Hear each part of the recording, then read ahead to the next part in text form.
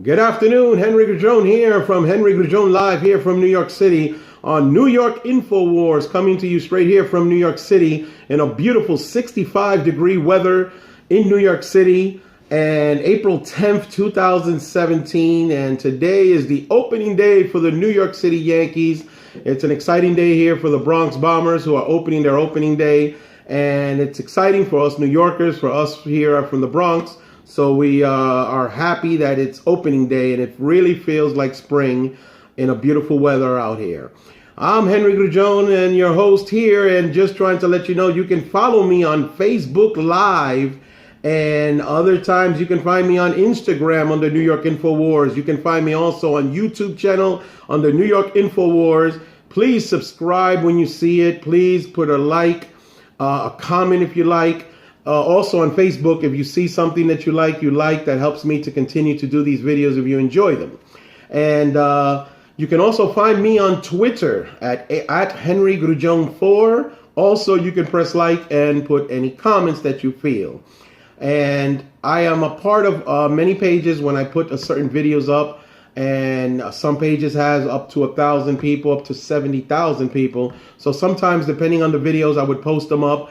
And I would put them up on these pages so folks can see what a lot of us are doing out here. I act like alternative news. You have the big mainstream media, which is CBS, CNN, and a lot of them. A lot of people like me are just starting off, and we really want to bring alternative news to you. And that's one of the purposes that I do this.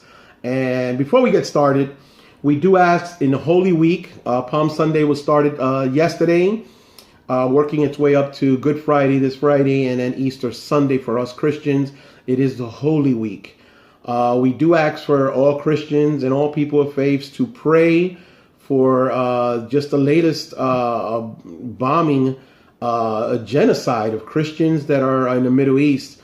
The latest was in Cairo Church, in which 43 people were killed, 100 were wounded, and the victims in the Syria gas attack. So there's still lots of things happening. I do post certain things out there, and it's horrific. Sometimes on Facebook, I do post up things that are, viewer discretion is advised. But it is good for a lot of us to really look and see what's happening around us in the world, and to keep our prayers and support. And just remember, even though we're here in our places we're safe in New York City and other states, we ask that God continue blessing our President Donald Trump, all of his cabinet members, as they try to keep us safe. But we are living in a world right now that is just horrible. Also, today's an exciting day for conservative. Judge Gorsuch is confirmed today. He did the nuclear option on Friday, and everything was done in the Senate. There was nothing that the left or the Democrats can do to stop it. So today he's supposed to be sworn in. President Trump will be attending this swearing in, and usually Vice President Pence will hold the Bible and have Judge Gorsuch to be officially sworn in to take the place of the great late Scalia that passed away last year, a true American patriot and champion of the Constitution. And we do have a lot of faith also in Judge Gorsuch, who is a person who, incredible that he is going to be sworn in today. And a lot of issues are going to be done. The courts were 4-4 tied, and now that he comes aboard, it's going to be a 5-4 split when it comes to certain decisions. And I hear there's going to be a lot of decisions that are going to be made, so we're going to be watching out for that. One of the reasons that I put out this video also today is stating of our privacy issues. And one of the things I wanted to talk about is the Telecom Spy Code Bill SJR 35, which is SJ Resolution 35, that actually passed Congress and originally was sitting on the desk of President Trump, but he signed it into law. This bill itself was introduced on 3/7/2017. It passed both houses in the chamber between the House of Representatives, then it had to go through the Senate, and it was pretty swift. A lot of us who follow this, we kind of, wow, a lot of these bills can take a couple of years, but this bill was super fast, and it went through the House of Representatives and then through the Senate. And this bill under Chapter 8 of Title 5, protecting the privacy of consumers of broadband and other telecommunication services. I will go into a little bit in more detail in a bit. There was a joint resolution between the congressional, they disapproved of it. There was a battle back and forth. They were debating on it, but finally it was introduced on March 7, 2017. It passed the House on March 29th, but then it went, originally it went to the Senate, which was passed on March 23rd. Usually it's the opposite. Usually you would see it goes through the House first and then go to the Senate. But it was enacted on April 3rd and signed by the President.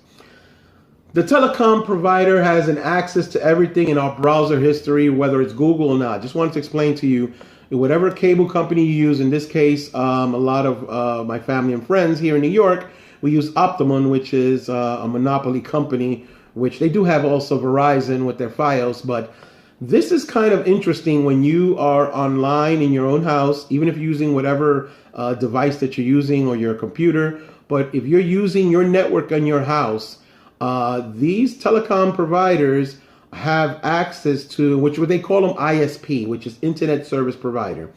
They have a history of your browser, but by law, they weren't supposed to do anything with this, to give it to law enforcement, unless there's a warrant for it, or to sell to the highest bidder. That's one of the problems that's happening with this telecom bill, is which if they were to get their hands on it and sell it to the highest bidder, meaning that folks that are on their browser history, if you browse enough, let's say going through Walmart or you go through any clothing company, these browser histories a lot of times can be sold to companies to show that you have a pattern. So they could be sold to these companies, but it's not only that, but it's the privacy issues. We really fight hard for our First Amendment rights, but we also fight for our privacy rights under the Bill of Rights. And we do not like for the government or any private entity to invade our privacy. And that's something that we've been fighting for years. Okay, so that's what's happening. And I did notice a note that they put on Optimum. And Optimum was really saying that we regard our commitment to your privacy. And that's why I've spoken to a lot of folks that are IT specialists. I have a good friend, a couple of friends. And a lot of things they want to put through is they actually advise folks to do a VPN, virtual privacy network, which you go through a website and you can actually establish to try to make your network private. And that is something that you want to do. There's been local laws that have been passed in other states. Like example, Minnesota passed a law to protect their citizens in which, they put a law out there. And this is interesting. The federal government, you see Donald Trump did sign SJ 34 into law, but then you have the local laws in which the Constitution gives rights to the states to pass laws. So it gets interesting if the state and federal laws clash with each other, but you have states that are one to protect your privacy rights and probably put a bill out there, and that can become something in court that would be a nightmare. But I agree with that. States have to have their certain rights, and that's what happens.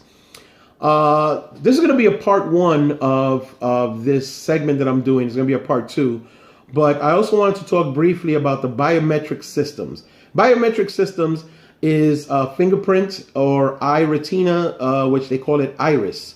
And this system is usually for folks that are residents, that when they come into the port of entry, which is John F. K here in New York, and when they come in, the folks that are either residents or they have visa holders of different kinds. It can be a visitor's visa or a student visa. When they come into these ports, they have to put their eyes through a system in which it's biometric, and they look at it.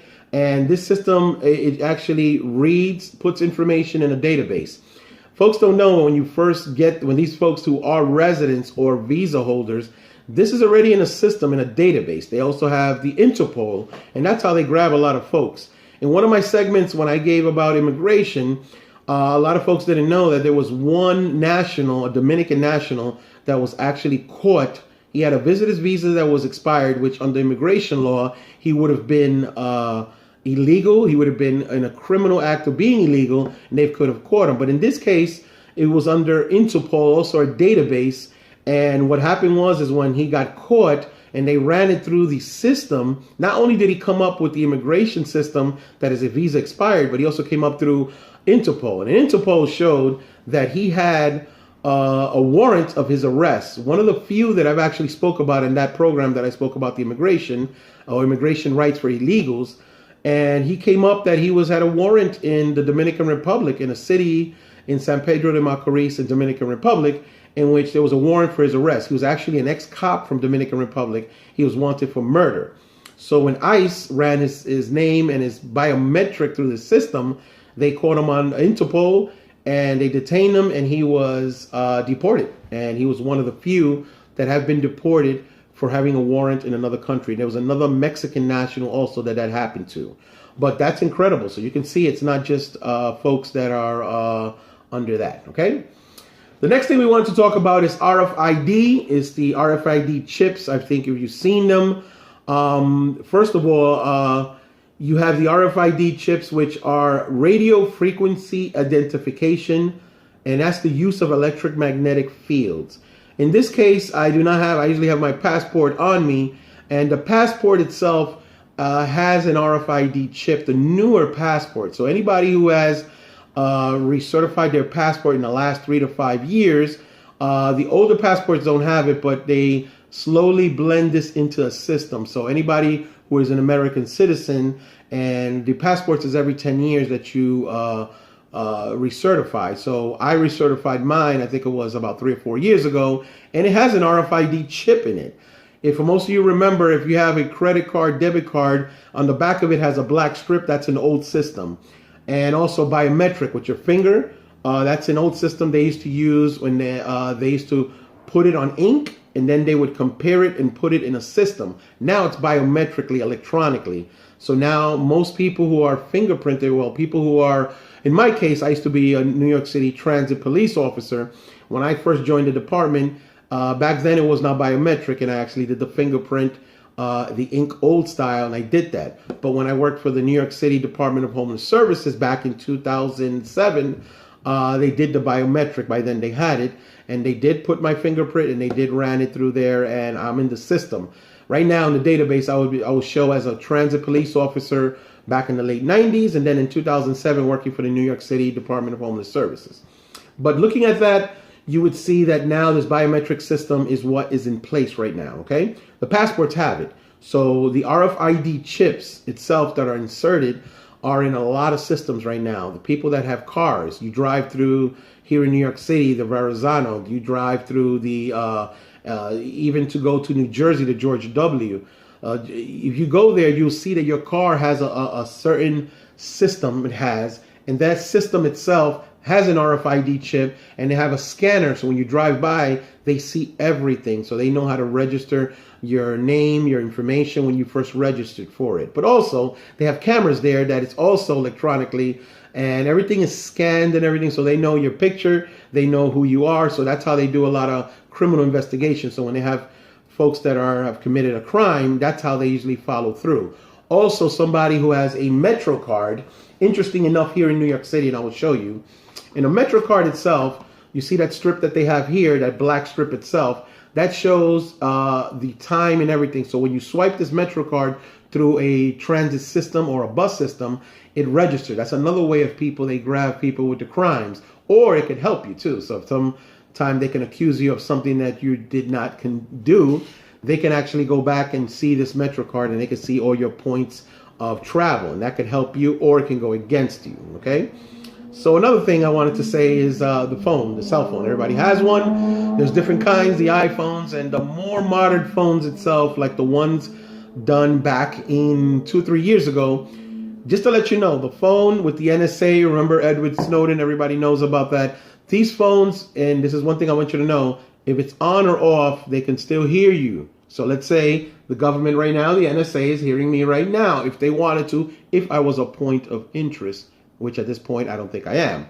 So at this point, these cell phones are beacons too. So even if you turn off the phone, it also can create a problem because they can follow you. Privacy issues, that's the problem what it is. Right now, the last time I checked 3 or 4 years ago, they had over 90% of the people with cell phones in the United States were smartphones. So smartphones, everybody knows what they are. And I will show you real quickly in the smartphone itself, if you can see it, are phones with everything on it. You have your email, you have everything that has it, your personal information. So pretty much they follow you for everything, and people rely on it. I'm one to rely on it. If I don't have it, I think I would go just bonkers, you know, so I have everything on it.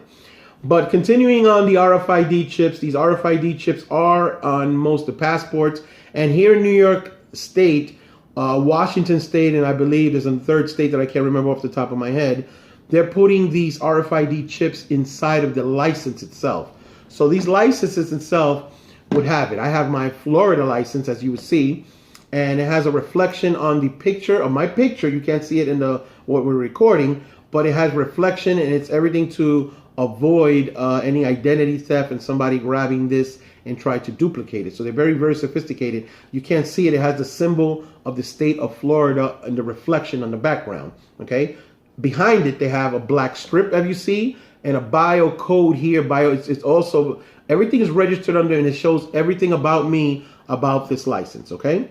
So privacy issues. Again, the governments, they want to show us that they use this for our protection, for them to keep track and to keep everything in order. But, you know, when it comes to the government, we really want to keep a track on it. And this bill that Donald Trump signed, I support President Trump, but at the same time, as citizens, we should always look into it, okay? But moving on, like I said, you know, for different reasons, they use this. I did a study on RFID and the chip itself. I don't have an example, but the New York State, they call it an enhanced driver's license. They have these RFID chips in it. And you don't see it on the Florida license, but the New York one has a flag, an American flag in it, and they say that's with the RFID chip in it. One thing you can do with these RFID chips, either the passport or the license, if you want to destroy the information on it, you can put it in a microwave. But why would you want to do that? Because if they try to run it through a system and you're going through an airport or whatever, they're going to look at you and they might detain you and they might think you did that on purpose. I don't recommend anyone at home to do that. Just letting you know that that's a way that they can do it. Also, when everybody knows about Edward Snowden, the movie came out, it really explained a lot of things. He opened the can of worms when it comes to the NSA and spying on us and how they were able to spy on millions and millions of Americans. And that has become an issue. In a way, we have to look into that and keep the government on check on that, because the other states I just remembered right now, it's New York, Washington State, and North Carolina are the ones that are using this enhanced driver's license, and what they're trying to experiment with this, okay? Now, the passport itself, it does have layers of information in it, and where it has the chip in it, has all your information. So not only do the folks that I spoke about before who are U.S. residents, and also they have student and visa and travelers visas, they go through biometric system. But us Americans, when we go through the airport, we use our passports. They run it through a system. They slide it back and forth. That also registers everything, our picture and all of our trips, everything we have done. Some folks get a little bit, you know, antsy about it when it comes to that, but you know, that's what it is. This Class 2 device, I want to talk about Obamacare that is still being battled in the Congress. Do you know that this implantable RFID chip or implantable device is found in the Obamacare? And this is found under Class 2, Paragraph 1, Section B. Don't want to sound like I'm not an attorney, but I have a legal background. So I got to tell you that the whole joke was when they had the Obamacare, it was so huge. It was over 1,100 pages, which they say that a lot of these officials did not read this. But under this, Paragraph 1, Section B, specifically says Class 2 device that is implantable inside of a body. Now, in that paragraph, I'm going to read it. I want you just to be patient with me. Paragraph B in this paragraph terms, and it says that it differs information respecting to a device described in Paragraph 1 It includes claims data, patient survey data, standardized analytical files that allow for the pooling and analysis of data from the disparate data environments, health records, and any other data deemed appropriate by the Secretary of Health at that time. So it's interesting that they put that in there, and there's a battle going on. There's a bill called Avante's Law, which is for special needs children. Avante is a child here in New York City. I remember it so clearly. I think it was about 3 or 4 years ago, which he disappeared from one of the New York City public schools, and they have it on camera. He walked out the building, he disappeared, and it was a complete Amber Alert. And the poor child, I think he was 14, 15 years old, and I think he suffered from autistic disabilities, and they did not find him. His mother was incredible, as any parent would be. They did not find him, and until I think a couple of months later, they found his body in the Hudson, I think it was. To this day, I think it's an open investigation, and they still do not know what it is. But you have the congressmen here in New York, I believe it is, they put it into the bill, so they call it Avante's Law, and you have a lot of parents, which personally I know some parents who have autistic and children of special needs that are for it. I'm one because of my biblical background. I have a theology degree, and when it comes to these types of things, I'm not too crazy about, because it is, I consider it as the mark of the beast, and 666 and all that. I believe, I don't think I'm crazy because I'm into theology and into the things of God. So I would hope that because we have devices, we have the Metro card, we have the license, and then we have the phone. So we have enough information for us folks to use as for information. But a child that has special needs, they really have to come up with something. We have so much technology now. They should come up with something that is easier. Okay, so this is what's happening, and it's actually been approved by the FDA, these devices, and it's something that really truly worries me. Also, if you've ever been to a McDonald's or been to a store, you would see these scanners that they use for the debit cards, that it also has something red on top of it that also you can place your card over. The new debit cards and credit cards, I believe it is, they have this little symbol. It looks like a little chip in it. That's the new one, and they're pushing everybody to it. So anybody who has a credit card, if you have an old credit card or debit card, but eventually they will push everybody into it. The interesting is what's going to happen to the public when they do push for the RFID chip to be put in somebody's hand or forehead, and telling folks that if you do not get that, you do not get your paycheck, you do not eat. It's going to be really interesting to see. I, for one, am not going to take it, and I put that on record right now. Also, if you've ever been to the airports, you see that the tags that they put on your luggage, that's also, they say they have RFID chips because it's easier for them to scan. So everything is easier for the system. Supposedly it's easier for the customers, but you see what's happening, that it's showing up all over the place. In our keychains in our cars, the newer cars now are turned on by a finger recognizing, supposedly to recognize your own finger, but it actually just recognizes a finger that is a touch. I've seen those cars like that before, okay? Also, Facebook itself, they've been experimenting with a little chip that would help somebody to encourage folks. They're going to give these things out for free. So they encourage them to pass it through the system so that people could get on Facebook and other social medias. You ask most of the people that are making me easier, that they have their wallets full of credit cards, debit cards, and everything else, or anything to be used for the CVS or whatever. People who carry so many things. If you was to ask folks that are not privy to this type of information, or not believers in the 666 in the Bible and the whole Antichrist thing, they may, most of them would say they would take it for convenience. People are just for convenience, and you can imagine that, okay? So we're ending part one of this research that I'm doing. I hope you can join me again so we can further discuss. I will discuss the implanted chips, link New York City. That's going to be on the part two in another video.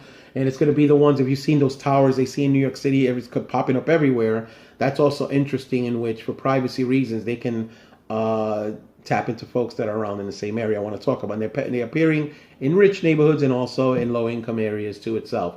So we'll discuss more about it. Once again, Henry Grullon Live here. You can follow me, again, like I said, on Facebook. If you see it, please press like, press comment. I would greatly appreciate it. Or you can follow me on my YouTube channel, which is under New York InfoWars, Henry Grullon Sr.